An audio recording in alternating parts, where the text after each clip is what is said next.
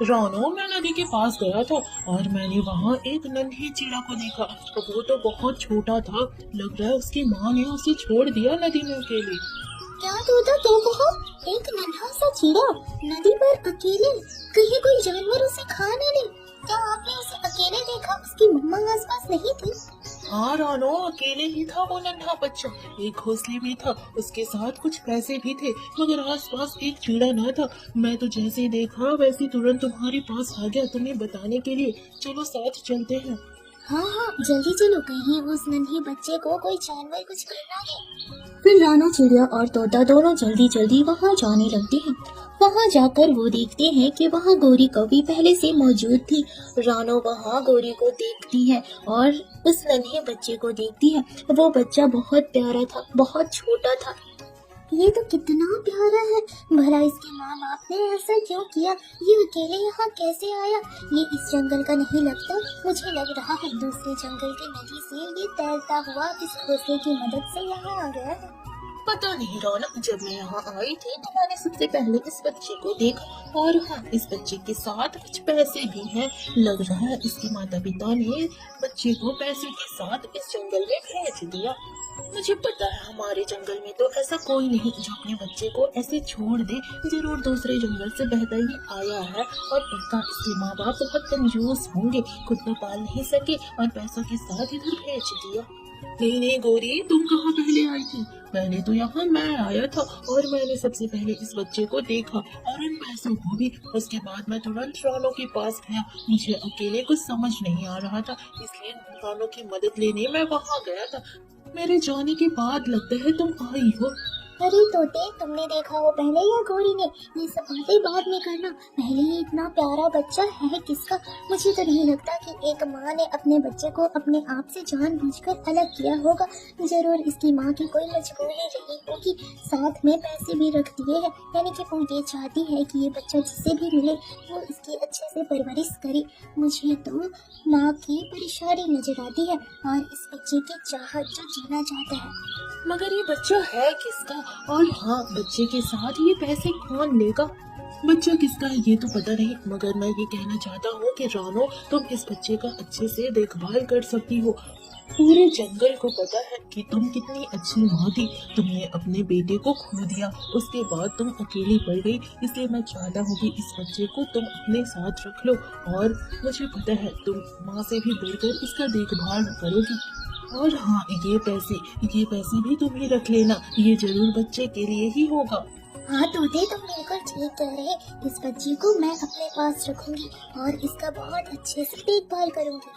और ये सुनने के बाद गोरी सोच में पड़ जाती है। गोरी सोचती है कि ये बच्चा जो लेगा सारे पैसे भी उसी के हाथ लगेंगे, इसलिए इस बच्चे को वो हथियाना चाहती है। फिर गोरी कहती है, अरे अरे, रानो कहाँ से बीच में आ गई? इस बच्चे के पास पहले मैं आई हूँ और इसलिए इस बच्चे को मैं लूंगी और साथ में वो जो पैसे हैं उसे भी मैं ही लूंगी। रानो और तोता ये बातें सुनकर काफी हैरान हो जाते हैं। जहाँ गोरी खुद अपने बच्चे को संभाल नहीं पाती और इस बच्चे को लेने की बात करती है, तभी तोते को सब समझ में आ जाता है कि गोरी तो ये पैसों के लालच में आकर कर रही है। तभी तोता धीरे से रानो को कहता है, रानो सुनो, गोरी बस पैसे के चक्कर में ऐसा कर रही है।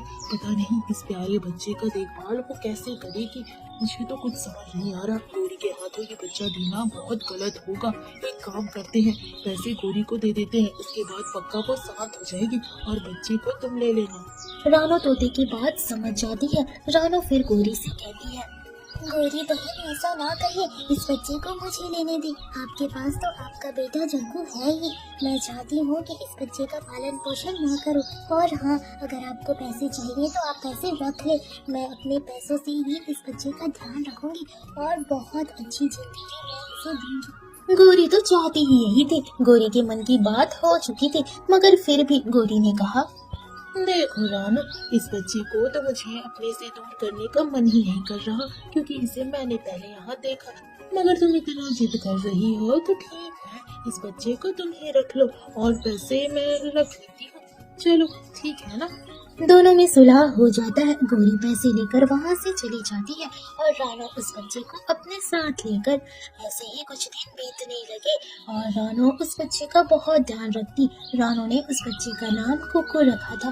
कुकू का ध्यान रानो अपनी जान से भी ज्यादा रखती। उसे घुमाने लेकर जाती, तरह तरह के फल खाने को देती और अपने साथ लेकर ही सोया करती थी। कुकू को बहुत प्यार दिया रानो ने। ऐसे ही दिन बीतते गए। फिर अब कुक्कू बड़ा हो गया और एक दिन कुक्कू जग्गू के साथ खेल रहा था। फिर दोनों में बातें शुरू हो जाती है। जग्गू तो बड़ा ही शैतान था। कुकू, चलो आज हम उस पहाड़ी वाले जंगल जाते हैं। वहाँ मीठे मीठे चावल की खेती हुई है और वो चावल खाने में बड़ा ही स्वादिष्ट लगता है। मैं क्या सोच रहा, हम दोनों साथ ही चलते हैं और उस चावल का आनंद लेंगे। नहीं जग्गू, माँ ने मुझे मना किया है। माँ ने कहा है कि कहीं भी जाना कुकू, मगर मेरे से पूछ कर जाना, इसलिए मैं माँ से बिना पूछे नहीं जा सकता। अरे कुकू, क्या तुम भी हर पल बस माँ माँ का रट लगाए रखते हो?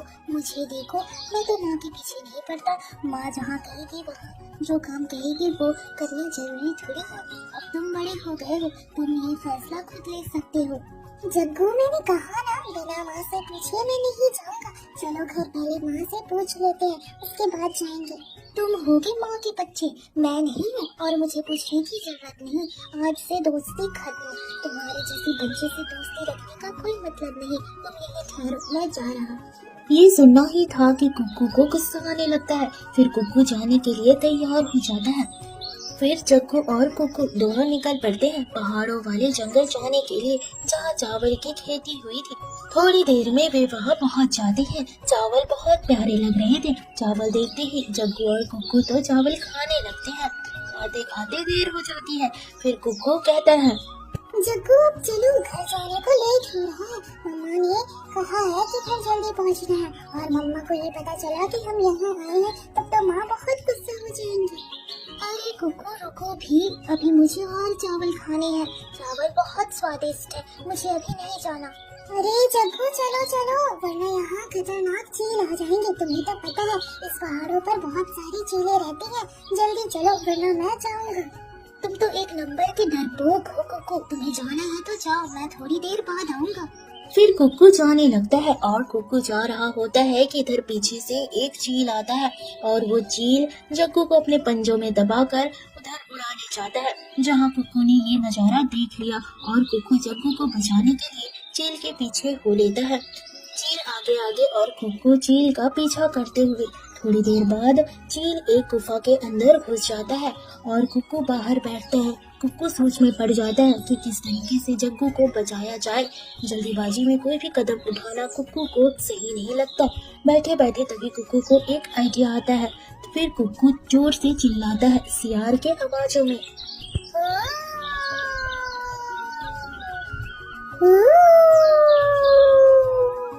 ये आवाज चील सुन लेता है और उसे डर लगने लगता है। तभी अरे अरे, ये तो सियार का आवाज है, मगर सियार यहाँ कैसे आया?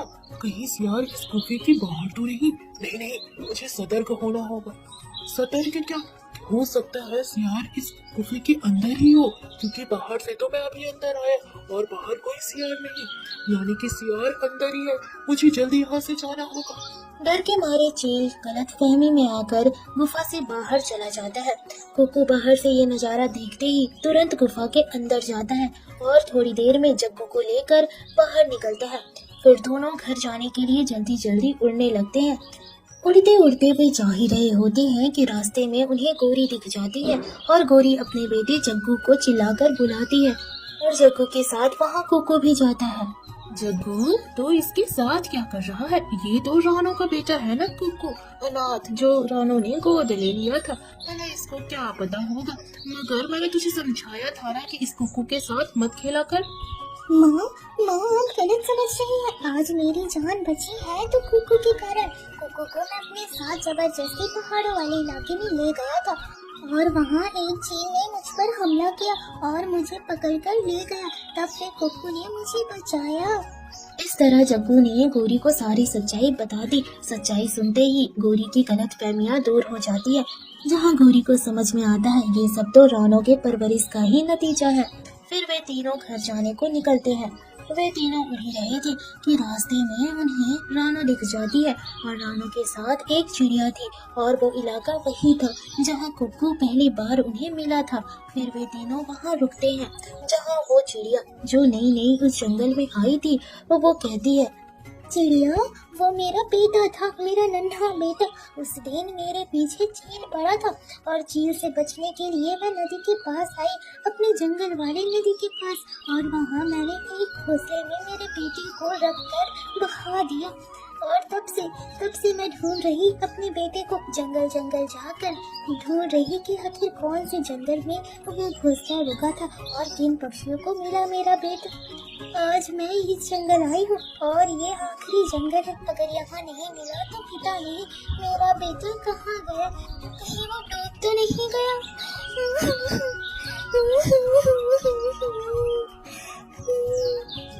रानो ये बात सुनती है और रानो को समझ में आता है कि ये चिड़िया लग रहा है कुक्कू की माँ है। ये तो उस दिन की बात कर रही है जिस दिन उन्हें कुक्कू मिला था उसी नदी के पास। रानो के साथ साथ गोरी भी सही समय पर वहाँ आ गई थी और उसने भी उस चिड़िया की सारी बातें सुन ली।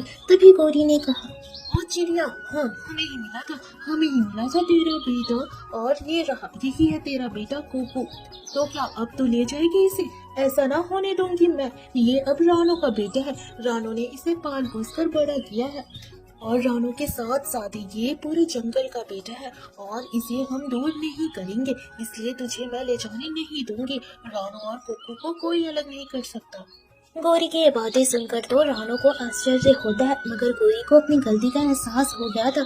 जहाँ गोरी भी अब कुक्कू को बहुत पसंद करने लगी थी, कोई भी नहीं चाहता था कि कुक्कू यहाँ से जाए और रानो तो बस रोए जा रही थी कहीं वो असली माँ कुक्कू को ले ना जाए। तभी कुक्कू कहता है, सच्चाई जो भी हो, मगर मेरी माँ तो सिर्फ रानो माँ है। माँ, आप ही मेरी माँ हो और आपको दूर छोड़कर मैं कहीं नहीं जाने वाला, किसी के साथ भी नहीं।